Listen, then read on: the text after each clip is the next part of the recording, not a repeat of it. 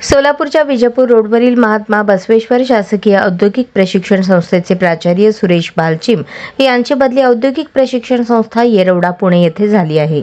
त्यानिमित्त त्यांना संस्थेच्या कर्मचारी व प्रशिक्षणार्थ्यांच्या वतीने प्रेमाचा निरोप देण्यात आला. सदर निरोप समारंभाच्या अध्यक्षस्थानी नूतन प्राचार्य मनोज बेडकर हे होते. प्रमुख पाहुणे म्हणून संस्था व्यवस्थापन समितीचे सदस्य व सोलापूर श्रमिक पत्रकार संघाचे माजी अध्यक्ष दशरथ वडतिले उपस्थित होते. सुरेश भालचीम यांच्या गौरवार्थ मनोगत व्यक्त करताना उपस्थितांनी त्यांची अत्यंत धाडसी निर्णय घेण्याची क्षमता व अत्यंत खेळीमेळीच्या वातावरणात संस्थेच्या विविध क्षेत्रात केलेल्या प्रगतीचा गौरवपूर्ण उल्लेख केला व त्यांच्या पुढील कारकिर्दीस शुभेच्छा दिल्या. प्रमुख पाहुणे म्हणून बोलताना दशरथ वडतिले यांनी आलेला अनुभव कथन करताना भालचीम यांनी त्यांची दूरदृष्टी आणि धडाडीचा संस्थेच्या विकासात कसा वापर केला याचे अनुभव सांगितले.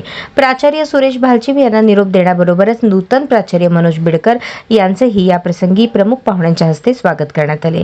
भालचीम यांनी लावलेल्या विकासाच्या रोपट्याचे मनोज बेडकर हे नक्कीच वटवृक्षात रूपांतर करतील अशी आशाही शुभेच्छा दिल्या.